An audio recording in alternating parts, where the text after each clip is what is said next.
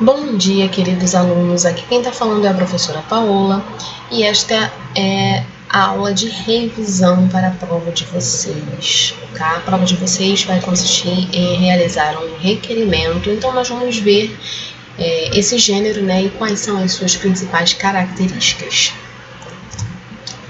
Bom, temos aqui na página 18 do livro de vocês esse textinho. Vou colocar o apontador. Diz o seguinte: Ilustríssimo Senhor, gerente da agência do Instituto Nacional de Seguro Social, INSS.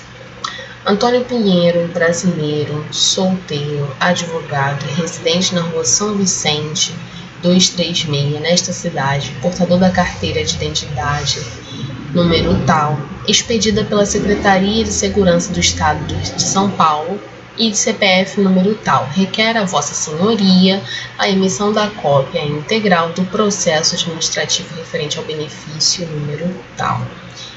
Termos em que pede deferimento, Monte Verde, 18 de setembro de 2020. E aqui a gente tem a assinatura de quem está solicitando, né, fazendo esse requerimento. Pois bem, galera, é um texto curto, né, bem conciso, objetivo, e a gente vai ver para que serve, o que é. O requerimento é uma solicitação escrita cujo conteúdo tem amparo legal, que se faz a uma autoridade do serviço público ou ainda a reitores de universidades e diretores de escola pública, expedição ou cópias de documentos de realização de serviços públicos, etc. O envio de requerimento a empresas comerciais ou industriais, a clubes ou instituições privadas não é usual. Nestes casos, a solicitação é feita através de uma carta, ok? Então, um requerimento só pode ser feito se for, né, se tiver como destinatário algum órgão público, tá? Órgãos privados normalmente são feitas solicitações através de carta, ok? Então, com o avanço da comunicação, né, o requerimento impresso ele foi substituído pela versão digital. Porém, ainda há casos em que ele precisa ser feito em papel, tá? Então, tem processos jurídicos, né, que normalmente tem aquela questão do arquivamento de documentos. Então, eles ainda não estão completamente digitais. E é um exemplo aí no qual a gente precisa ter esse requerimento impresso. E esse requerimento deve ser enviado e anexado a um e-mail, né, no caso de um requerimento digital, ok? Muito bem. Então, aqui na página 20, a gente tem algumas das características desse gênero. Emprego de redação técnica, típica de documentos oficiais de correspondência, caracterizada pelo uso da linguagem clara, objetiva e formal. Quando a gente fala de redação técnica, é um modelo prévio, né? A gente viu lá atrás, que tem um modelo que essa pessoa seguiu. Nome, nacionalidade, estado civil, ocupação, tudo isso, né, se torna uma redação técnica, tá? Vai ser um texto breve e conciso, não vai ser um texto subjetivo, logo ele vai ser impessoal, né, perceptível, no uso da terceira pessoa, e vai solicitar algo que o requerente tem direito, tá? Então, o requerimento, né, ele tem que estar, a sua solicitação tem que estar dentro da lei, né?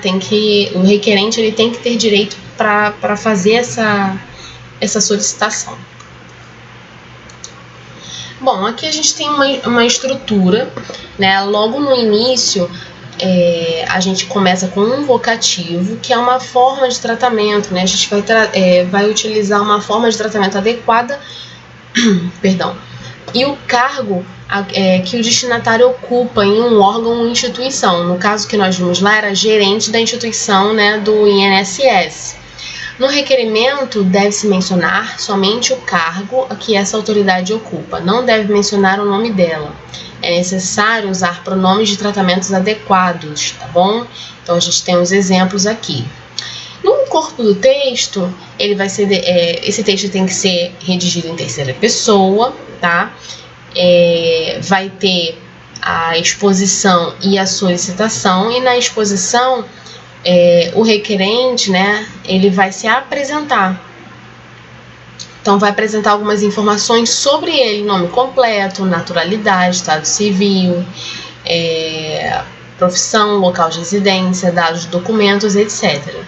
E na solicitação, sempre iniciada pela estrutura requer, ok?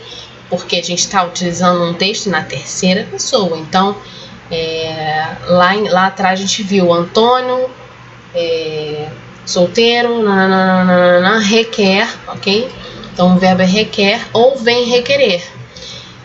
E aí, depois desse verbo, a gente vai iniciar o pedido, qual se espera o deferimento, né? Isso é sua concordância, anuência ou aprovação, ok?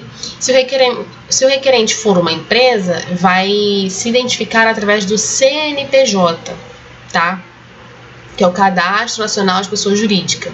O endereço e o código de endereçamento postal, cidade, telefone e e-mail. Tá? Se for pessoa física, como no exemplo que nós vimos, né, ele vai se identificar com o seu CPF, ok? Cadastro de pessoa física. No desfecho, a gente tem alguns exemplos, né? Tem que dar 2 espaços depois da conclusão do texto. E a gente pode utilizar expressões como nesses termos, pede deferimento, ou termos em que pede deferimento, tá? Tem essas 2 opçõezinhas. Logo após o desfecho, a gente vai colocar o local e a data, né, do envio de requerimento. Então, eu estou enviando esse requerimento para Niterói, mas eu estou escrevendo, eu sou de São Gonçalo, então eu vou colocar, né, o endereço e a data da cidade no qual será enviada. No caso, vai ser Niterói e a data que eu vou enviar, ok? Independente de eu estar em São Gonçalo, morar em São Gonçalo. E a gente vai assinar esse documento com o nome completo. Tudo bem?